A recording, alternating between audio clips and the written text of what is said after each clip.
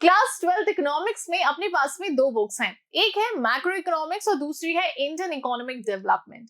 अपन ने शुरुआत करी मैक्रो इकोनॉमिक्स से, एक एक करके सारे चैप्टर्स अपन ने कंप्लीट कर लिए। नाउ इट्स टाइम कि अभी अपन इन सभी चैप्टर्स की एक एक करके समरीज देखें, राइट। सो आज की इस वीडियो के अंदर अपन समरीज की शुरुआत करने वाले हैं। आज अपन जो अपना फर्स्ट चैप्टर है which is introduction to macro economics, इसको अपन डिस्कस करेंगे। So hello everyone, this is me Ayushi and I welcome you all to Score शाला। इस चैप्टर के अंदर अपन ने समझा था कि भाई मैक्रो इकोनॉमिक्स क्या है, किस तरीके से ये माइक्रो से थोड़ा सा डिफरेंट है, इसके अंदर अपन किन किन चीजों के बारे में बात करते हैं, इसकी इंपॉर्टेंस क्या है, इसके सिग्निफिकेंस क्या क्या है, तो ये सभी चीजों को अपन ने यहाँ पे डिस्कस किया था। अब इसकी जो समरी है इसमें भी अपन क्विकली इन सभी चीजों को दोबारा से रिवाइज करने वाले हैं। ऑलराइट, सो अगर आपने इसकी वीडियोस नहीं देखे हैं तो नो प्रॉब्लम, आप यहाँ पे इस वीडियो की मदद से इस पूरे चैप्टर को क्विकली रिवाइज कर सकते हैं। चलिए इसको स्टार्ट करते हैं। सबसे पहले तो इसकी मीनिंग से शुरुआत करते हैं। देखो बच्चों, मैंने आपको जब ये पढ़ाना स्टार्ट किया था, इस बुक को जब अपन ने शुरुआत करी थी, तो मैंने आपको फर्स्ट डे ही बहुत अच्छे से बता दिया था कि देखो मैक्रो इकोनॉमिक्स का मतलब होता है इकोनॉमी के अंदर जब भी अपन हर वेरिएबल को एक बहुत ही बड़े पर्सपेक्टिव पे स्टडी करते हैं, तो इसका मतलब ये होता है कि अपन मैक्रो इकोनॉमिक्स को कंसिडर कर रहे हैं। अब जब अपन बात करते हैं माइक्रो और मैक्रो के बीच के डिफरेंस की, तो माइक्रो जैसा नाम से ही आपको पता लग रहा है, माइक्रो के अंदर अपन छोटे लेवल पे बात करते हैं, यानी कि किसी इंडिविजुअल की डिमांड, किसी इंडिविजुअल की सप्लाई, इंडिविजुअल मार्केट की बात करते हैं।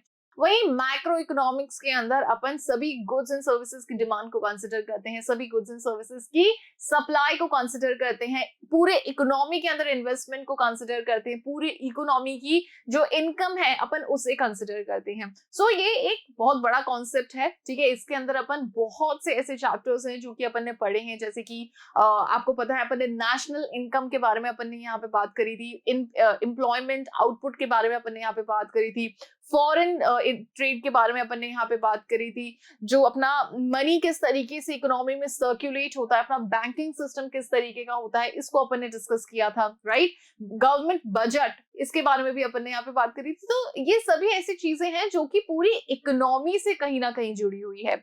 इसके अंदर अपन किसी इंडिविजुअल के पर्सपेक्टिव पे बात नहीं करते हैं, है ना। तो ये पिक्चर आप बिल्कुल क्लियर रखें अपने माइंड के अंदर। So macroeconomics is defined as that branch of economics which deals with economics issues or economics problem at the level of an economy as a whole। अब जिस चीज पे आपको फोकस करना है उसको मैंने सर्कल कर दिया है, यानी कि हम हमारे इस सब्जेक्ट के अंदर, इस इकोनॉमिक्स की ब्रांच के अंदर अपन उन सभी इश्यूज के बारे में बात करते हैं, हम उन सभी प्रॉब्लम्स को कंसिडर करते हैं जो कि पूरी इकोनॉमी के अंदर देखी गई है ना। इसीलिए यहाँ पे हाईलाइट किया है that we study macro economics as economy as a whole, ठीक है। यहाँ पे हम किसी इंडिविजुअल के बारे में बात नहीं करते हैं।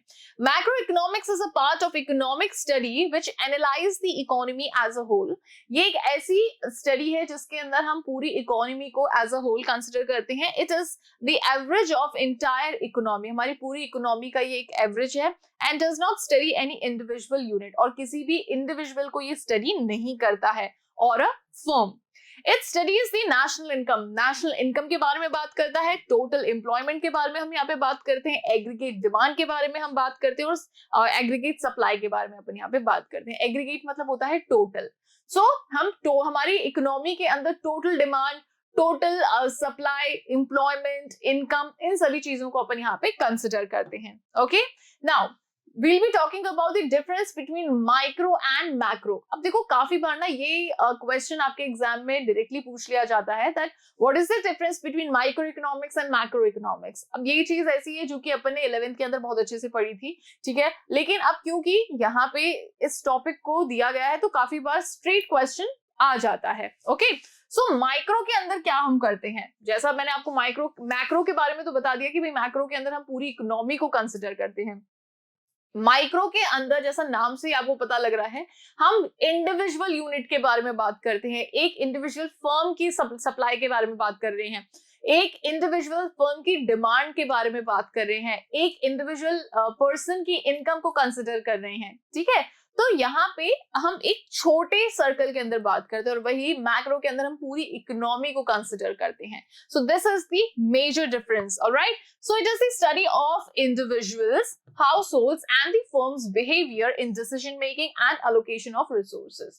अब यहाँ पे डिसीजन मेकिंग, रिसोर्सेज को किस तरीके से एलोकेट करना है, इंडिविजुअल लेवल पे जब हम स्टडी करते हैं तो वो माइक्रो. अब माइक्रो को जब अपन ने पढ़ा था, अगर आपको याद हो क्लास 11th के अंदर, तो अपन ने बहुत से ऐसे टॉपिक्स थे जो कि अब अगर आप रिलेट कर पा रहे हो तो आपको रियलाइज हो होगा कि हाँ यार वो तो माइक्रो का पार्ट है ना. जैसे माइक्रो इकोनॉमिक्स के अंदर अपन ने बात करी थी theory of demand, theory of supply, cost के बारे में अपन ने बात करी थी, रेवेन्यू आपको अपन ने समझा था, मार्केट्स के बारे में अपन ने बात करी थी. तो ये सारी चीजें जो अपन ने स्टडी करी थी वो अपन ने माइक्रो इकोनॉमिक्स में बात करी थी. अब मैक्रो के अंदर अपन ने जो भी चैप्टर पढ़ लिए हैं वो भी अगर आप ऑब्जर्व करोगे तो वो पूरी इकोनॉमी को कंसिडर करते हुए हमने पढ़े हैं, राइट. तो यही इनके बीच में मेजर डिफरेंस है.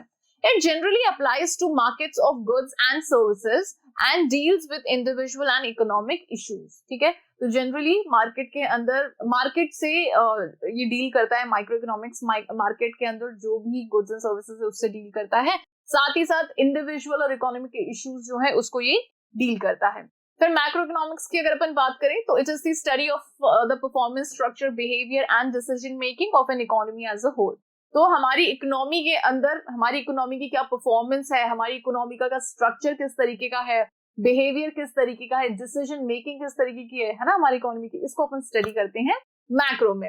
It focuses on national, regional and global scales to maximise national income and provide national economic growth. तो नेशनल इनकम को किस तरीके से ग्रो करना है, जो हमारी इकोनॉमिक ग्रोथ है उसको किस तरीके से बढ़ाना है, यहाँ पे इन चीजों पे हम फोकस करते हैं. ठीक है, अब माइक्रो मैक्रो पैराडॉक्स के बारे में अपन थोड़ा सा देख लेते हैं. So what is logical at micro level में not be logical at macro level. अब यहाँ पे एक चीज कही गई है कि माइक्रो लेवल पे जो चीज लॉजिकल हो सकती है वो जरूरी नहीं है कि मैक्रो लेवल पे वो चीज लॉजिकल हो. ठीक है, किस जैसे for example, if an individual saves more, अगर कोई इंडिविजुअल ज्यादा से ज्यादा सेव करता है तो वो चीज उसके फ्यूचर में उसको बेनिफिट देगी, राइट. आज अगर मैं सेविंग ज्यादा से ज्यादा करूंगी तो वो चीज मेरे फ्यूचर में मुझे या मेरे जो अपकमिंग जनरेशन जो भी लोग होंगे उनको वो कहीं ना कहीं काफी बेनिफिट करेगी, राइट. इसी तरीके का थॉट प्रोसेस होता है हमारे पेरेंट्स का, right. So if an individual saves more, he adds to his future prosperity, which is good at micro level. अब ये माइक्रो लेवल पे, इंडिविजुअल के लेवल पे तो ये चीज बहुत अच्छी है, लेकिन अब आप यही चीज मैक्रो लेवल पे जरा सोच के देखिए. अगर लोग ज्यादा से ज्यादा सेव करेंगे, ठीक है, तो उनकी प्रोपेंसिटी टू कंज्यूम जो है वो क्या हो जाएगी, वो कम हो जाएगी. इन्वेस्टमेंट कम होगा, प्रोडक्शन कम होगा, आउटपुट जनरेशन कम होगा, एम्प्लॉयमेंट कम होगा, इनकम कम होगी, या टोटल में आप ये कह लीजिए कि एग्रीगेट डिमांड जो है वो बिल्कुल ड्रॉप हो जाएगी, है ना. और जैसे ही एग्रीगेट डिमांड बहुत कम हो जाएगी इकोनॉमी के अंदर तो डिफ्लेशन की सिचुएशन आ जाएगी, तो वो जो इक्विलिब्रियम होता है वो बिल्कुल इनस्टेबल हो जाएगा. तो ये चीज हम मैक्रो पे बिल्कुल अप्लाई नहीं कर सकते हैं, लेकिन हम माइक्रो लेवल पे ये चीज बिल्कुल हम इसको अच्छे से समझ सकते हैं. अब इसको जरा समझिए. If all the people of an economy save मोर, अगर सभी लोग इकोनॉमी के अंदर ज्यादा से ज्यादा सेव करने लग गए, मोर एंड स्पेंड लेस, और खर्चा कम करने लग गए, जो डिमांड है गुड्स एंड सर्विसेज की वो बिल्कुल डिक्लाइन हो जाएगी, क्योंकि सब लोग इकोनॉमी में सभी ये सोच रहे हैं कि यार हम सेव करेंगे, खर्चा कम करेंगे, तो जो भी गुड्स एंड सर्विसेज उसकी डिमांड कम हो जाएगी. इसका जो कॉन्सिक्वेंस होगा, इसका जो परिणाम होगा वो क्या होगा, इन्वेस्टमेंट भी कम हो जाएगा, राइट. प्रोडक्शन कम होगा, एम्प्लॉयमेंट कम होगा, ठीक है, एम्प्लॉयमेंट भी कम हो जाएगा, प्रोडक्शन कम होगा, और फिर इनकम जनरेशन भी कम हो जाएगा. The economy will driven towards the future poverty, और फ्यूचर के अंदर गरीबी में चली जाएगी हमारी इकोनॉमी, रेदर देन प्रोस्पेरिटी. हमारी इकोनॉमी को जो प्रोस्पेरिटी की तरफ बढ़ना चाहिए, ग्रोथ की तरफ बढ़ना चाहिए, वो कहाँ पे आ जाएगी, वो पॉवर्टी में आके रुक जाएगी, which is bad at macro level, जो कि मैक्रो लेवल पे बिल्कुल खराब होगा. ठीक है, तो यहाँ पे एक एग्जाम्पल के थ्रू ये चीज बताने की कोशिश की गई है कि जो चीज लॉजिकल करेक्ट हो सकती है माइक्रो बेसिस पे, वो जरूरी नहीं है कि मैक्रो बेसिस पे वो बिल्कुल करेक्ट हो. माइक्रो बेसिस पे सेविंग्स को हम और ज्यादा एनकरेज करते हैं. मैं अगर आज ज्यादा से ज्यादा सेव करती हूँ तो फ्यूचर में वो मेरे बेनिफिट के लिए ही होगा. लेकिन अगर मैक्रो लेवल पे देखिए और इकोनॉमी के अंदर अगर सभी लोग सेव करने लगे तो गुड्स एंड सर्विसेज की डिमांड कम हो जाएगी. फिर प्रोड्यूसर सोचेगा कि यार मैं किसके लिए प्रोड्यूस करूं, तो इन्वेस्टमेंट करना वो कम कर देगा, प्रोडक्शन कम होगा, एम्प्लॉयमेंट जनरेशन नहीं हो पाएगा, इनकम सबकी कम हो जाएगी, और फ्यूचर के अंदर सभी लोग गरीब हो जाएंगे, डिफ्लेशन की सिचुएशन आ जाएगी. तो ये चीज ना मैक्रो लेवल पे बहुत ज्यादा सही नहीं हो सकती है. नाउ अब अपन बात करते हैं scope of macro economics. Macro economics का स्कोप क्या क्या है, किन चीजों को अपन स्टडी करते हैं इस ब्रांच के अंदर। सो थ्योरी ऑफ नेशनल इनकम, देखो मैक्रो इकोनॉमिक्स से तो हम पूरे नेशन को स्टडी करते हैं, हमारे नेशन की इनकम को स्टडी हम यहाँ पे करते हैं, right. So it studies the measurement and methods of calculating national income, आपका ये एक चैप्टर भी है, राइट। तो स्कोप के अंदर आपके जितने भी चैप्टर्स है ना, अपन आप ऑब्जर्व कीजिएगा, अपन उन्हीं सभी चैप्टर्स को एक एक करके यहाँ पे पॉइंट्स के अंदर स्टडी कर रहे हैं।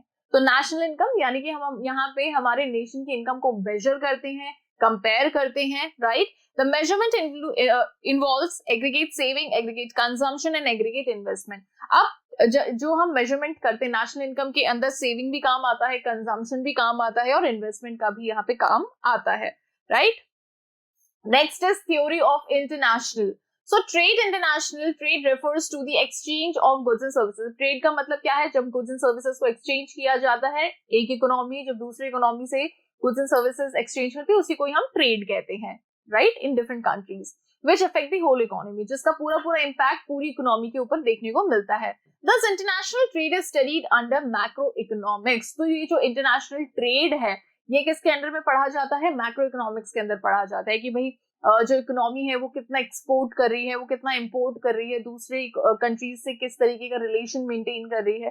तो ये सारी चीजें हमने किसके अंदर स्टडी की है, मैक्रो इकोनॉमिक्स के अंदर, right. Theory of employment, so study of employment and output, ठीक है। So study of employment level, types of unemployment and causes behind unemployment is studied under the scope of macroeconomics. अब ये सारी चीजें अपन ने macroeconomics के अंदर बात करी है। एम्प्लॉयमेंट के अपन ने बारे में बात करी, अनएम्प्लॉयमेंट के अंदर के बारे में अपन यहाँ पे बात करी, नेचुरल अनएम्प्लॉयमेंट के बारे में अपन ने बात करी, स्ट्रक्चरल, फ्रिक्शनल, वॉलंटरी, इनवॉलंटरी, इन सभी तरीके के एम्प्लॉयमेंट के अंदर अपन ने बात करी है। और ये सभी तरीके के जो अनएम्प्लॉयमेंट है ये पूरी इकोनॉमी को ही कंसिडर करते हैं, राइट। हमारी पूरी इकोनॉमी के अंदर ही ये बेरोजगारी देखने को मिलती है और उसी को ही अपन मैक्रो इकोनॉमिक्स के अंदर स्टडी करते हैं, राइट। फिर अपन बात करते हैं theory of general price level, ठीक है। जनरल प्राइस लेवल की जो थ्योरी है इसको भी अपन ने मैक्रो में ही स्टडी किया है। सो general price level is affected through the business cycles. अब ये जो प्राइस लेवल है किसके थ्रू अफेक्ट किया जाता है, बिजनेस साइकिल के थ्रू अफेक्ट किया जाता है। इन्फ्लेशन, डिफ्लेशन, रिसेशन, बूम, ये सारी चीजें किसका पार्ट है, पूरी इकोनॉमी का ही ये पार्ट है। So inflation and deflation are the two major factors studied for general price level in macroeconomics. अब inflation के बारे में भी अपन ने बात करी है, डिफ्लेशन के बारे में भी अगर अपन ने बात करी है, तो ये सारी चीजें किसका पार्ट है, मैक्रो का। Next is theory of money. So in macroeconomics, various theories of money, role of money, efforts of government expenditure and income in the economy are discussed. So यहाँ पे अपन ने अलग अलग तरीके की थ्योरीज के बारे में बात करी which is connected to money, okay, effects of government expenditure. अगर गवर्नमेंट एक्सपेंडिचर कर रही है तो उसका इकोनॉमी पे क्या इफेक्ट पड़ रहा है, गवर्नमेंट के रेवेन्यू अगर ज्यादा जनरेट हो रहा है या फिर कम जनरेट हो रहा है तो उसका इकोनॉमी पे क्या इफेक्ट पड़ता है। तो ये सारी चीजें अपन ने डिस्कस करी हैं। फिर यहाँ पे अपन बात करते हैं थ्योरी ऑफ ट्रेड साइकिल। अब ट्रेड साइकिल जो कि हमारे मार्केट से जुड़ा हुआ है, मार्केट में जो भी अप्स एंड डाउन्स आते हैं, so the trade cycle represent the ups and downs in the market. These ups and downs may be positive or negative. अब ये positive भी हो सकते हैं, negative भी हो सकते हैं। Study of trade cycle is included in macroeconomics as this is based on the whole economy. अब ये पूरी trade cycle की जो study है ये macroeconomics पे बेस है क्योंकि इसके अंदर हम पूरी इकोनॉमी के बारे में ही study करते हैं। फिर अपन बात करते हैं theory of economic growth. Okay, so macroeconomics theories are studied and applied for balanced economic growth. देखो हम यहाँ पे जब भी इकोनॉमिक ग्रोथ के बारे में बात करते हैं तो हम बैलेंस्ड इकोनॉमिक ग्रोथ को कंसिडर करते हैं। अपन ने पढ़ा था इसके बारे में, balanced and imbalanced economic growth. It is the major objective behind any economic policy formulation. अब बैलेंस्ड ग्रोथ के लिए बहुत सी पॉलिसी फॉर्मुलेट की जाती है, राइट। और ये सिर्फ ये सारा जो यहाँ पे ये सब पूरा खेल हो रहा है, ये क्यों हो रहा है, ताकि इकोनॉमी ग्रो कर पाए और पूरी इकोनॉमी के ओपन कंसिडर कर रहे हैं, तो इसीलिए इसको भी मैक्रो के अंदर ही पढ़ा जाता है। नाउ ये तो सारी क्या थे आपके, ये सारे स्कोप थे, ठीक है। स्कोप के अंदर हम देखते हैं कि भाई मैक्रो इकोनॉमिक्स को क्यों पढ़ा जाता है। तो अगर आपने ऑब्जर्व किया होगा तो इसके स्कोप में आपके सभी चैप्टर्स, जो भी आपकी बुक में जितने भी चैप्टर्स है ना, वो सभी चैप्टर्स को इंक्लूड किया है। कि जैसे अगर मैक्रो इकोनॉमिक्स में हम नेशनल इनकम को कंसिडर करते हैं, मैक्रो इकोनॉमिक्स के थ्रू हम मनी को स्टडी कर पाते हैं, हम एम्प्लॉयमेंट आउटपुट को स्टडी कर पाते हैं, राइट। तो ये सारे क्या है, ये सारे आपके चैप्टर्स हैं। हम फॉरेन ट्रेड को स्टडी कर पाते हैं, गवर्नमेंट के बजट को स्टडी कर पाते हैं, जो एक्सपेंडिचर और रेवेन्यू वाला जो पॉइंट था। तो ऐसे ही 7-8 पॉइंट्स हैं जो कि आपके स्कोप के अंदर काउंट होते हैं।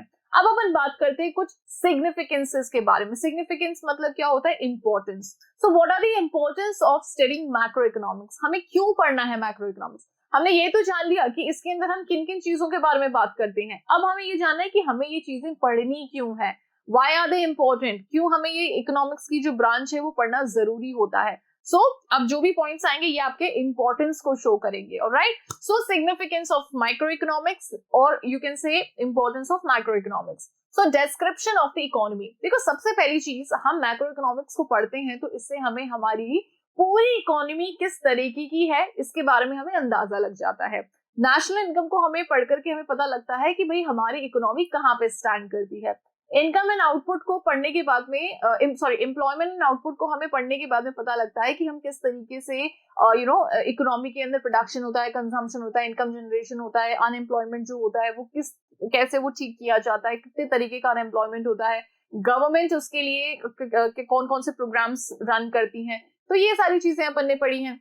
साथ ही में हम ये देखते हैं कि पॉवर्टी जो है वो कहाँ पे, मतलब पॉवर्टी के सेक्टर के अंदर हमारी कंट्री कहाँ पे लाई कर रही है।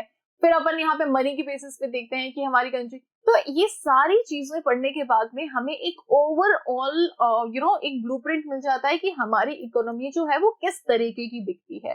तो कहीं ना कहीं एक डिस्क्रिप्शन मिल जाता है हमें हमारी इकोनॉमी के बारे में। So macro economics offer a deep description of the economy. Estimation of national income across different sectors reveals the nature and level of economic activity in the economy. अब जो हम नेशनल इनकम पढ़ते हैं इससे हमें क्या पता चलता है कि प्राइमरी सेक्टर, सेकेंडरी सेक्टर या टर्शियरी सेक्टर, इन तीनों ही सेक्टर से कितना कंट्रीब्यूशन क्रिएट हो रहा है, लोग कितना ज्यादा कंट्रीब्यूट कर रहे हैं, कितना प्रोडक्शन हो रहा है, इन सभी चीजों के बारे में हमें पता लगता है by studying the estimation of national income. Study of unemployment reveals the magnitude of the problem and the way it can be handled. Unemployment के बारे में हमें पढ़ करके हमें पता लगता है कि भाई हमारी इकोनॉमी में कितनी बेरोजगारी है, किस तरीके से उसको हैंडल किया जा सकता है। Government budget reveals the way economy is regulated by the government. Government budget को पढ़ने के बाद में हमें पता लगता है कि गवर्नमेंट किस तरीके से इकोनॉमी को हैंडल करती है ना। तो ये ऐसी सारी चीजें हैं जिससे कि जिनको पढ़ने के बाद में, अब ये सारी चीजें मैक्रो का पार्ट है, अब इनको पढ़ने के बाद में हमें हमारी इकोनॉमी का एक डिस्क्रिप्शन मिल जाता है। ठीक है, पहला पॉइंट तो आपका ये हो गया। Second is road map for growth and development. अब ये सारी चीजें पढ़ने के बाद में हमें ये पता लगता है कि किस तरीके से हमें ग्रोथ करनी है। अब अगर national income for an example, अगर इस साल हमारा जीडीपी कम आया है तो अब हम क्या करेंगे, यहाँ पे गवर्नमेंट कुछ ना कुछ प्लानिंग्स करेगी, कुछ ना कुछ प्रोग्राम्स बनाएगी, है ना, और फिर उसको इम्प्लीमेंट किया जाएगा। तो एक तरीके से ये सब चीजें पढ़ने के बाद में एक रिजल्ट निकल के आता है और उस रिजल्ट को देखते हुए हम नेक्स्ट साइकिल के लिए, नेक्स्ट ईयर के लिए एक रोड मैप तैयार करते हैं कि हमें किन किन सेक्टर्स में काम करने की जरूरत है। Right, so macro economics offers a road map of growth and development. Programs and policies of economic growth drawn by assigning the needs and means of the economy. तो ये जो भी प्रोग्राम्स और जो भी पॉलिसीज बनाई जाती है वो इसी चीज को देखते हुए बनाई जाती है कि भाई इकोनॉमी के अंदर किन किन चीजों की जरूरत है, कौन कौन सी चीजें, लोगों को किन किन चीजों की जरूरत है, कहाँ पे हम लैग कर रहे हैं, कहाँ पे हम बहुत ही पिछड़े हुए हैं। तो वो सारी चीजों को यहाँ पे हम देख सकते हैं।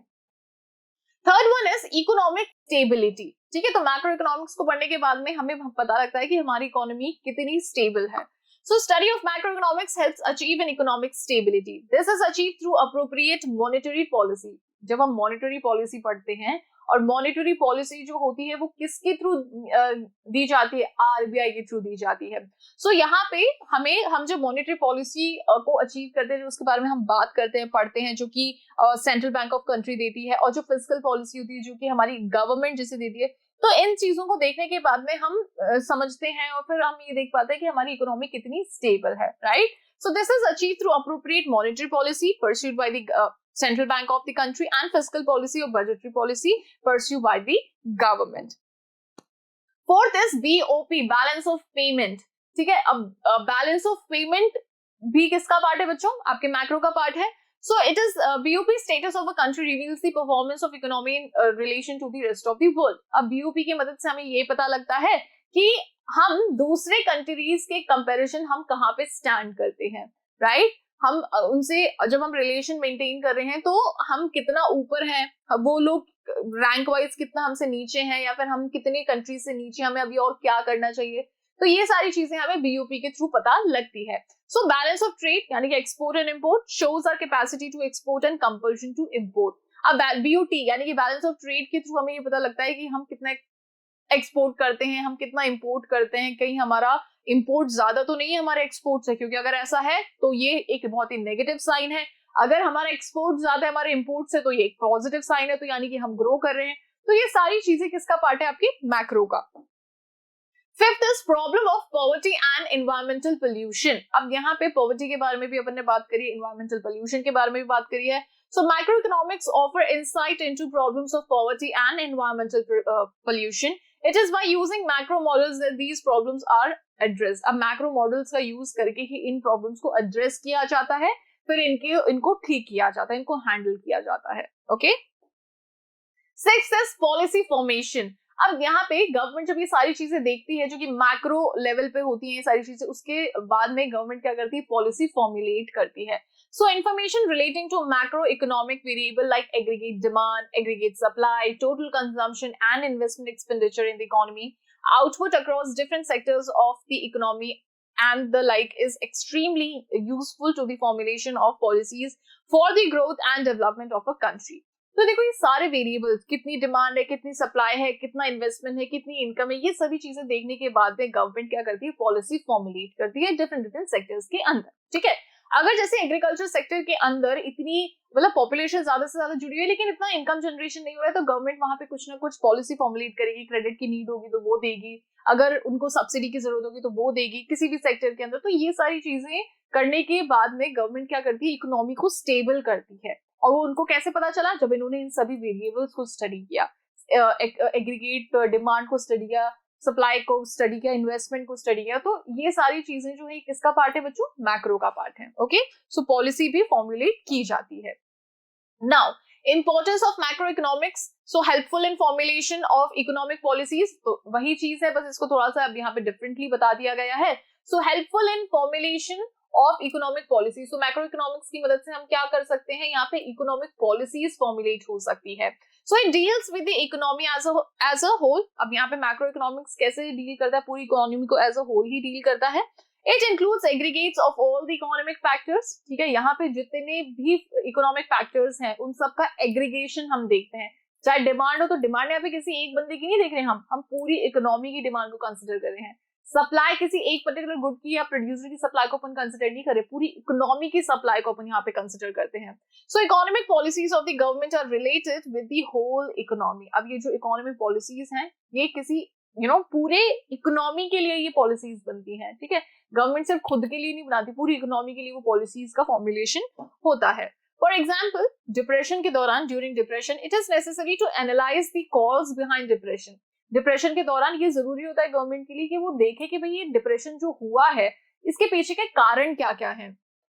ठीक है, और या बेरोजगारी अगर हो रही है इकोनॉमी के अंदर तो गवर्नमेंट पहले उसके पीछे के कारण देखती है, फिर उसके ऊपर जो भी एक्शन लेना है वो शुरू करती है। At the time of macroeconomics helps to understand these causes and provide guidance for the policy formation. Macroeconomics को पढ़ने के बाद में ही हमें पता लगता है, हमें गाइडेंस मिलती है कि भाई डिप्रेशन के क्या क्या कारण हो सकते हैं और उसको हैंडल करने के लिए क्या क्या चीजें की जा सकती हैं। ओके, पॉलिसी फॉर्मुलेट की जा सकती है। Thus macroeconomics helps to study the economic factors and for formulation of economic policies. तो मैक्रोइकोनॉमिक्स की मदद से हम इन सभी फैक्टर्स को अच्छे से स्टडी कर पाते हैं और बेटर पॉलिसी एक्चुअली फॉर्मुलेट कर पाते हैं।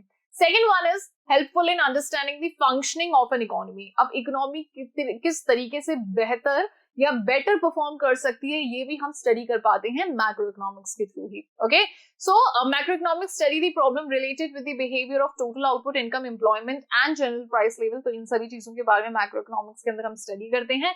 It is necessary to have proper and adequate knowledge. अब ये बहुत जरूरी है कि हमें प्रॉपर नॉलेज हो इन सभी चीजों का, एडिक्वेट नॉलेज हो to understand the behaviour of the aggregate variables, ताकि हम इन सभी के बिहेवियर को अच्छे से हम स्टडी कर पाए। तो इनके बिहेवियर को, जितने भी वेरिएबल्स, इन सभी के बिहेवियर को अंडरस्टैंड करने के लिए हमें इनका नॉलेज होना बहुत ज्यादा जरूरी है, जो कि हमें कहाँ से मिलता है, मैक्रो इकोनॉमिक्स से मिलता है। Every country wants proper working और on these problems for smooth running of that country. तो सभी कंट्री क्या चाहती है कि भाई ये जितने भी वेरिएबल्स थे जिनके बारे में अभी अपन ने बात करी थी, यहाँ पे कहीं पे भी कोई प्रॉब्लम ना हो और उनकी कंट्री बिल्कुल ही स्मूथ वर्क करे।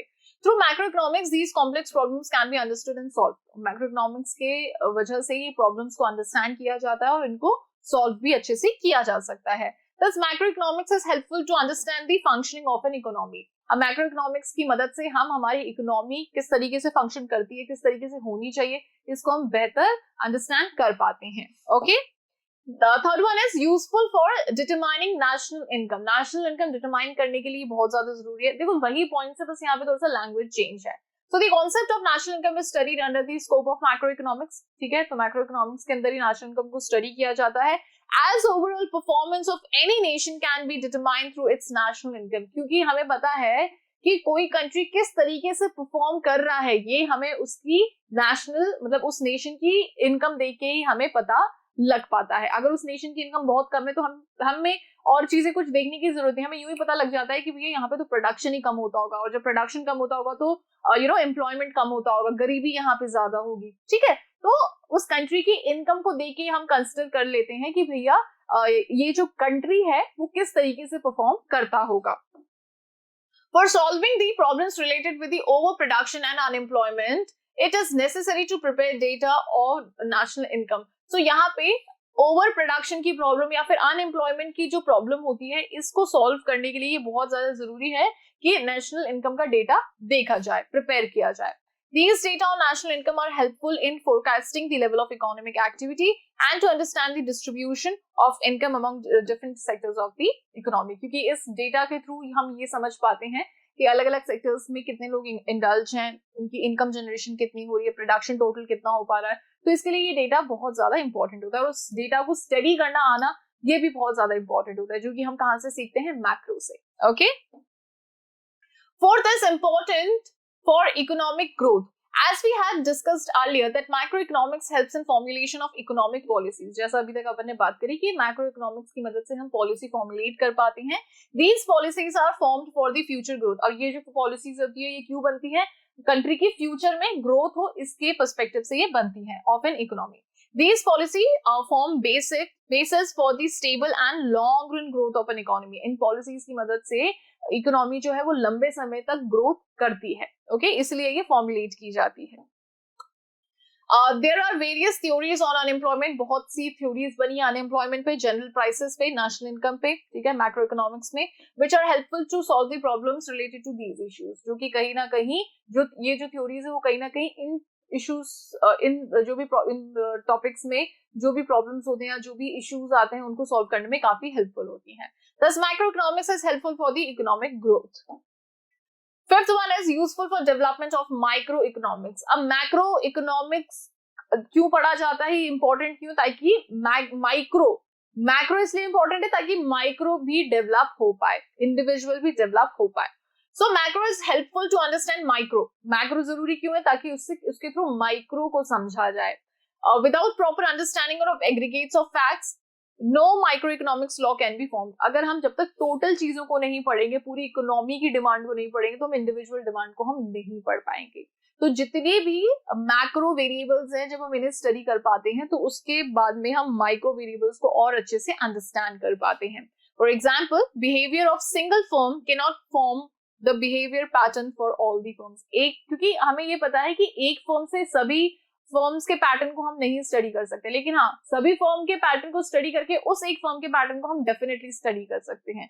Okay, as behavior or single firm can be used for single entity but it is not useful in case of economy as a whole। क्योंकि हमें पता है कि सिंगल फर्म, एक फर्म के बिहेवियर से पूरी इकोनॉमी को जज नहीं किया जा सकता, लेकिन पूरी इकोनॉमी को अगर हम अच्छे से समझ चुके हैं तो उस बेसिस पे हम एक फर्म को तो अच्छे से समझ ही सकते हैं। The theory was formed after considering the behavior pattern of aggregate firms। अब ये थ्योरी कब बनी, जब टोटल इकोनॉमी में जितनी भी फर्म्स है जब उनको स्टडी किया, तब सिंगल फर्म को स्टडी करने की थ्योरी यहाँ पे बनी है। तो मैक्रो के बनने के बाद में माइक्रो पे फोकस किया गया। Thus, macroeconomics is helpful for development of microeconomics. Sixth is helpful in economic planning। अब इकोनॉमिक प्लानिंग में भी मैक्रोइकोनॉमिक्स बहुत ही हेल्पफुल होता है। So economic planning is formed for balanced economic development। Economic planning क्यों होती है, ताकि जो इकोनॉमी है वो बिल्कुल बैलेंस चले and economic solutions to different problems, और अलग अलग प्रॉब्लम्स को हम सोल्यूशन निकाल पाए। Economic planning requires special knowledge. अब प्लानिंग के लिए बहुत स्पेशल नॉलेज की जरूरत होती है, स्किल्स की जरूरत होती है, as future of a nation is based on its economic planning, क्योंकि कहीं ना कहीं हमारे नेशन का जो फ्यूचर है वो उस इकोनॉमिक प्लानिंग पे ही बेस्ड होता है जो कि आज ली गई है। अब ये इंप्लीमेंट की जाएगी तो ग्रोथ होगी, अब इसी चीज पे हमारा फ्यूचर बेस्ड है। Formulation of economic plans require necessary knowledge. अब यहाँ पे इन इकोनॉमिक प्लान्स को बनाने के लिए बहुत नॉलेज की जरूरत है अबाउट मैक्रो इकोनॉमिक्स कॉन्सेप्ट, ठीक है, जैसे कि mutual dependence of different sector, किस तरीके से अलग अलग सेक्टर्स जो एक दूसरे पे डिपेंड करते हैं, कॉम्पोजिशन ऑफ नेशनल इनकम किस तरीके से बनती है, कौन कौन से सेक्टर्स इसके अंदर इन्वॉल्व होते हैं, okay, level of employment level क्या होता है, एटसेट्रा। तो जितने भी ये टॉपिक्स हैं इन सभी को समझना और इन सभी का नॉलेज होना बहुत ज्यादा जरूरी है अगर आप पॉलिसी फॉर्मुलेट कर रहे हैं। Thus, macroeconomics is helpful in economic planning. Okay. Seventh one is helpful to study trade cycle. अब trade cycle को study करने में भी macroeconomics बहुत helpful होता है. So, trade cycle indicate the economic fluctuations in the economy. Economic fluctuations जो होते हैं, कभी inflation, कभी deflation, recession, ये सारी चीजों को study करने के लिए macroeconomics बहुत important होता है. These fluctuations can be understood and analyzed with the help of macroeconomics. The factors like boom, depression, recovery cannot be studied. इन ये सभी factors जो हैं ये बिना knowledge के, बिना macroeconomics के knowledge के पढ़े नहीं जा सकते हैं. So the factors like boom, depression and recovery cannot be studied without the adequate knowledge about macroeconomics. To understand the trade cycle को समझने के लिए it is important to study the aggregate demand. Aggregate demand समझना बहुत जरूरी होता है, aggregate consumption समझना बहुत जरूरी होता है, प्रोडक्शन समझना बहुत जरूरी होता है, इन्वेस्टमेंट समझना बहुत जरूरी होता है, okay. Thus macroeconomics is helpful to provide the solution to these fluctuations in the trade. अब ट्रेड के अंदर जो भी ये फ्लक्चुएशंस आते हैं इनको समझने के लिए मैक्रो इकोनॉमिक्स को समझना बहुत ज्यादा जरूरी होता है।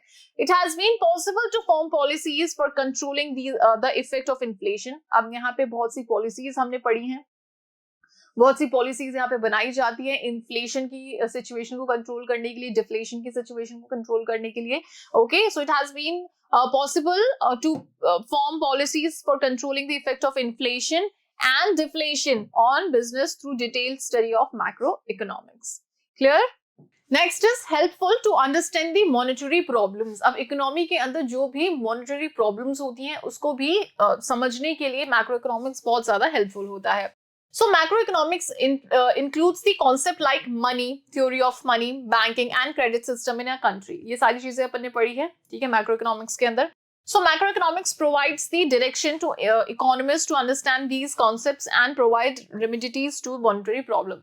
अब जो भी इकोनॉमिस्ट्स होते हैं वो ये सारी चीजें पढ़ने के बाद में उन्हें एक आइडिया मिल जाता है कि जो भी प्रॉब्लम चल रही है इकोनॉमी के अंदर उसको किस मनी बेसिस पे, उसको किस तरीके से रिजॉल्व किया जा सकता है. जैसे अपन ने कुछ मेजर्स पढ़े थे, मॉनिटरी मेजर्स कुछ अपन ने पढ़े थे जो कि आरबीआई के थ्रू लिए जाते हैं, जिसके अंदर बहुत सी डिफरेंट रेट्स अपन ने पढ़ी थी, CRR, SLR, repo rate, reverse repo rate, है ना, ओपन मार्केट ऑपरेशंस, ये सारी चीजों की मदद से बहुत सारी जो प्रॉब्लम्स होती है इकोनॉमी की उनको रिजॉल्व किया जाता है.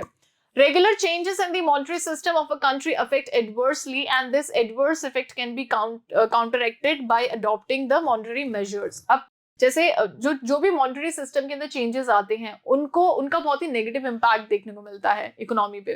तो अब ये नेगेटिव इम्पैक्ट को वापस से किस तरीके से स्टेबल किया जाए ये हमने पढ़ा है किसके अंदर बच्चों, मॉनिटरी मेजर्स के अंदर, with the help of macro economics. Thus macroeconomics help to understand the monetary problems. Ninth is useful to analyze unemployment. बेरोजगारी को किस तरीके से कम किया जा सकता है, बेरोजगारी किस तरीके से बढ़ रही है, ये सारे फैक्टर्स भी अपन ने यहीं पे पढ़े हैं. So it's a major problem of developing countries. हर जो जितनी भी डेवलपिंग कंट्रीज होती हैं उसके अंदर ये बहुत ही बड़ी प्रॉब्लम होती है, दैट इज अनएम्प्लॉयमेंट.